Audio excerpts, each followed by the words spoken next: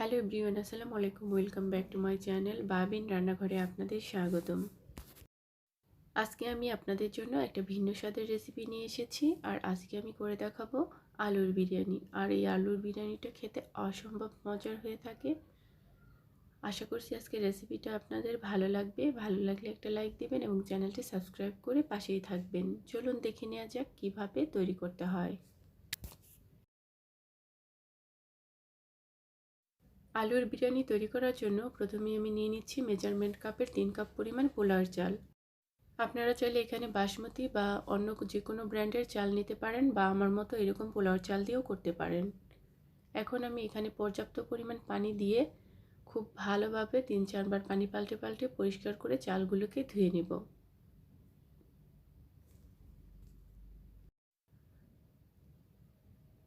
চালগুলোকে পরিষ্কার করে ধুয়ে নিয়ে তারপর আমি এই চালগুলোকে পানিতে 20 মিনিটের মতো ভিজিয়ে রাখবো। এই বিরিয়ানিটা তৈরি করার জন্য আমি একটা স্পেশাল মশলা বানাবো। আমি তার জন্য নিয়ে নিয়েছি কিছু কাঠবাদাম, পেঁয়াজ বেরেস্তা আর কিশমিশ। এখন আমি এই সবগুলোকে একসাথে একটা মিক্সার ব্লেন্ডারের মধ্যে দিয়ে দিব। তারপর আমি এর মধ্যে দিয়ে দিচ্ছি 3 টেবিল চামচের মতো টক দই। এখন এই সব কিছুকে একসাথে আমি ব্লেন্ডারে ব্লেন্ড করে নেব। ব্লেন্ড করে নিয়ে তারপর আমি এই মিশ্রণটাকে একটা সাইডে রেখে দিব পরবর্তীতে ব্যবহার করার জন্য। এরপর আমি চুলায় একটা হাঁড়ি বসিয়ে আগে থেকে বেশ কিছুটা পানি গরম করতে দিয়েছিলাম। তারপর আমি এর মধ্যে দিয়ে দিচ্ছি কিছু গোটা মশলা, দিয়ে দিচ্ছি 2টা তেজপাতা, 4টা দারচিনির টুকরা, দিয়ে দিচ্ছি 4-5টা এলাচ, দিয়ে দিচ্ছি 4-5টা লবঙ্গ। এখন আমি এই গোটা মশলা সহ পানিটাকে খুব ভালোভাবে ফুটিয়ে নেব। পানিটা যখন এইভাবে ফুটে আসবে তখন আমি এর মধ্যে দিয়ে দিব ভিজিয়ে রাখা চালগুলো। চালগুলো দিয়ে তারপর আমি এই চালগুলোকে একটু নাড়াচাড়া দিয়ে চালগুলোকে সিদ্ধ হওয়া পর্যন্ত অপেক্ষা করব। এই চালগুলোকে আমি পুরো 100% সিদ্ধ করব না, চালগুলোকে আমি 60% সিদ্ধ করব, আর বাকিটা রান্না করার সময় সিদ্ধ হয়ে যাবে। চালগুলো সিদ্ধ হয়ে গেছে, এখন আমি চালগুলোকে পানি ঝরিয়ে এইভাবে রেখে দেব। এরপর আমি আলুর বিরিয়ানি তৈরি করার জন্য এখানে ছোট সাইজের এইরকম গোল গোল আলুগুলো নিয়ে নিয়েছি। আপনারা চাইলে বড় আলু টুকরো করে কেটে দিতে পারেন। এরপর আমি চুলায় একটা হাঁড়ি বসিয়ে তার মধ্যে দিয়ে দিচ্ছি 2 টেবিল চামচ পরিমাণ রেগুলার রান্নার তেল। তেলটা একটু গরম হয়ে আসলে তারপর আমি এর মধ্যে দিয়ে দিচ্ছি আলুগুলো দিয়ে তারপর আমি এর মধ্যে সামান্য একটু মরিচ গুঁড়া দিয়ে দিচ্ছি। তারপর আমি এই সব কিছুকে একসাথে নেড়েচেড়ে মিশিয়ে নিয়ে আলুগুলোকে একটু ভেজে নেব।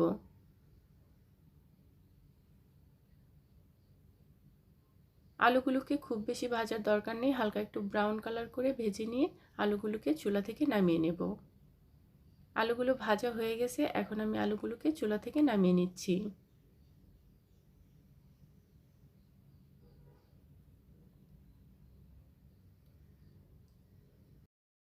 এরপর আমি ওই হাঁড়ির মধ্যে দিয়ে দিচ্ছি 3 টেবিল চামচ পরিমাণ রেগুলার রান্নার তেল। তারপর আমি এর মধ্যে দিয়ে দিচ্ছি মেজারমেন্ট কাপের 1 কাপ পরিমাণ পেঁয়াজ কুচি। পেঁয়াজ কুচিটা দিয়ে আমি তেলের সাথে হালকা একটু ভেজে নেব।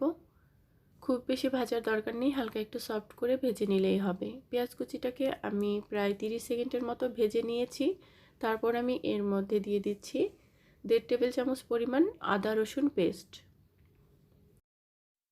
এখন তেলের সাথে এই আদা রসুন পেস্টটাকেও একটু ভেজে নিতে হবে, কারণ আদা রসুনের মধ্যে একটা কাঁচা একটা স্মেল থাকে। এইভাবে তেলের সাথে ভেজে নিলে সেই স্মেলটা চলে যায়।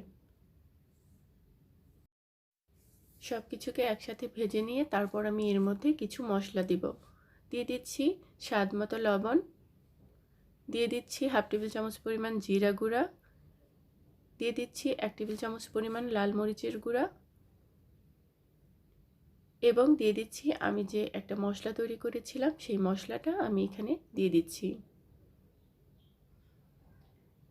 তারপর আমি এর মধ্যে দিয়ে দিচ্ছি 2 টেবিল চামচ পরিমাণ বিরিয়ানি মশলা।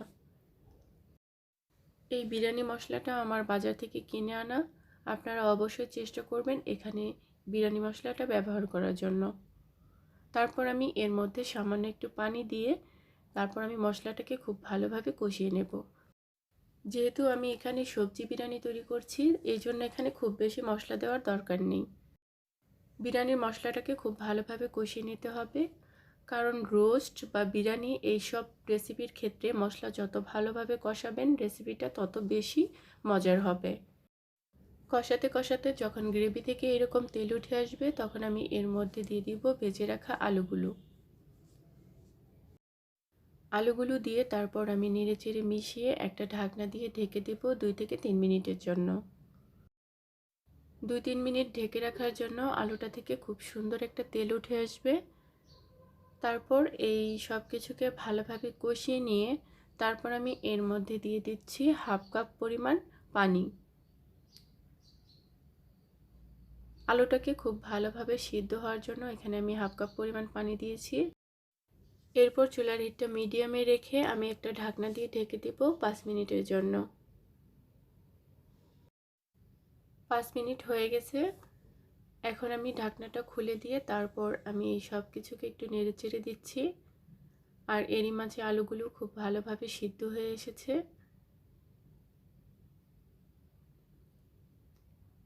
এরপর আমি এর মধ্যে দিয়ে দিচ্ছি 1 টেবিল চামচ পরিমাণ চিনি। তারপর আমি এর মধ্যে দিয়ে দিচ্ছি কয়েকটা আস্ত কাঁচামরিচ।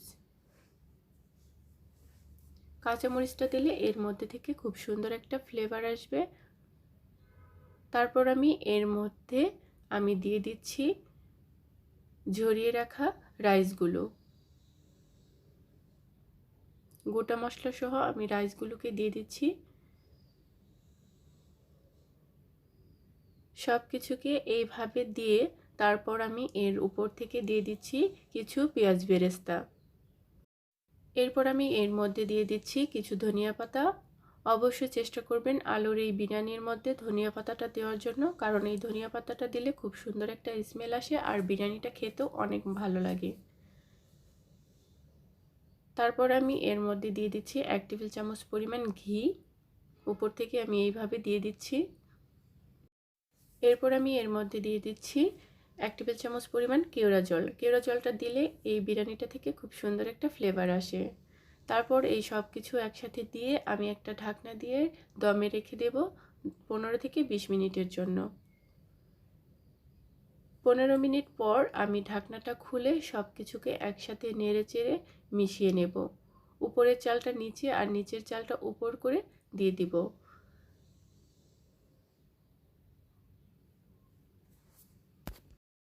এই সব কিছু একসাথে নেড়েচেড়ে মিশিয়ে নিলেই তৈরি হয়ে যাবে আলুর মজার বিরিয়ানি। আলুর এই বিরিয়ানিটা খেতে আমার তো ভীষণ ভালো লাগে, আশা করছি আপনাদেরও ভালো লাগবে। তো ভিউয়ার্স, এরকম আরও নিত্য নতুন রেসিপি দেখার জন্য আমার চ্যানেলটা সাবস্ক্রাইব করে আমার পাশেই থাকবেন। অবশ্যই পাশে থাকা বেল আইকনটি বাজিয়ে দিবেন, তাহলে আমার নতুন কোনো ভিডিও আসলে সবার আগে আপনি নোটিফিকেশন পেয়ে যাবেন। আল্লাহ হাফেজ।